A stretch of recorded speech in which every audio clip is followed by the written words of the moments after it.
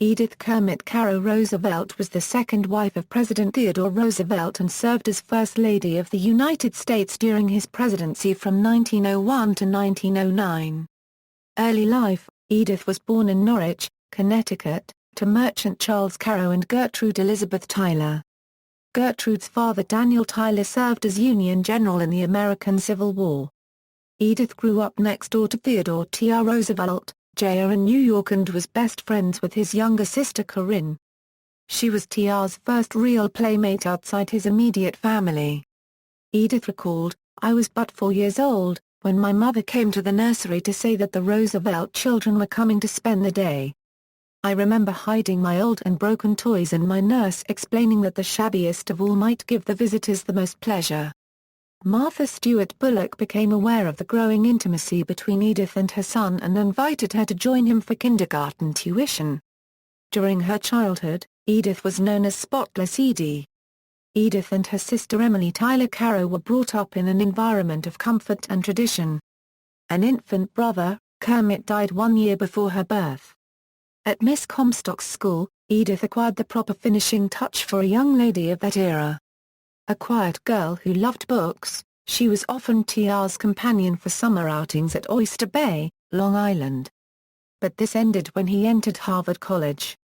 Although she attended his wedding to Alice Hathaway Lee in 1880, their lives ran separately until 1885. Romance and marriage: T.R. proposed to Edith on November 17, 1885 and she accepted. However, for appearance's sake, the young widower delayed the announcement. They married on December 2, 1886, at St. George's Church of Hanover Square, in London, England. On the day of the wedding, a quiet affair with few guests, the London fog was so thick that it filled the church. The groom was visible however, for he wore bright orange gloves. His best man was Cecil Arthur Spring Rice, who later served as British ambassador to the United States during World War I and maintained a close friendship with the couple for the rest of his life. After a 15-week honeymoon tour of Europe, the newlyweds settled down in a house on Skidmore Hill, at Oyster Bay. Mrs. Roosevelt, reserved and efficient, managed the household budget. Throughout T.R.'s intensely active career, family life remained close and entirely delightful. First Lady of the United States. After William McKinley's assassination, Mrs. Roosevelt assumed her new duties as First Lady with characteristic dignity. She meant to guard the privacy of a family that attracted everyone's interest, and she tried to keep reporters outside her domain. The public, in consequence, heard little of the vigor of her character, her sound judgment, her efficient household management.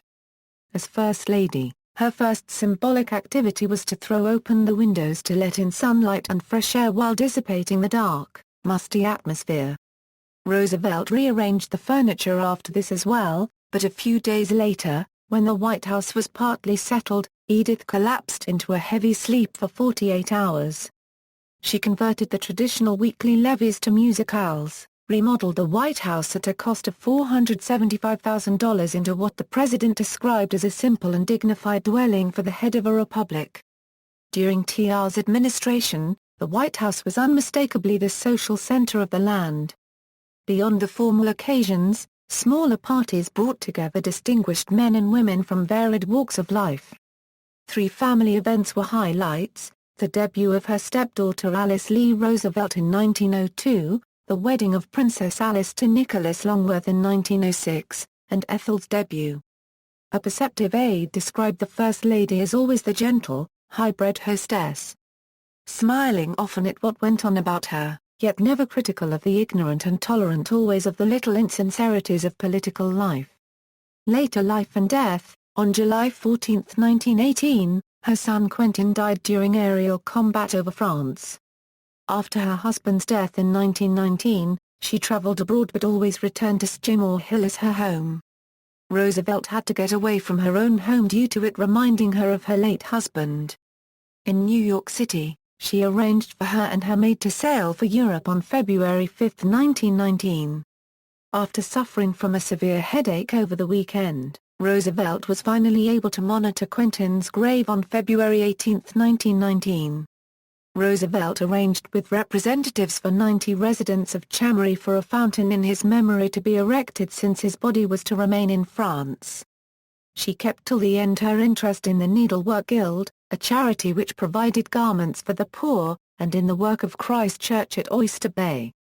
She established a second residence in the Tyler family's ancestral hometown of Brooklyn, Connecticut. Mrs. Roosevelt came out of retirement and campaigned briefly for Herbert Hoover in his bid for re-election in the 1932 presidential election, thus campaigning against her nephew-in-law Franklin D. Roosevelt. She died at her Oyster Bay home in New York on September 30, 1948, at the age of 87 and is interred next to her husband in Young's Memorial Cemetery near Oyster Bay, New York. References.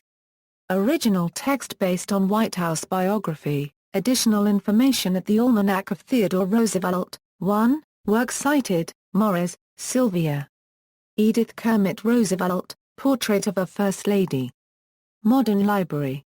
ISBN A978-0375757686. External links: Edith Roosevelt at C-SPAN's First Ladies, Influence and Image.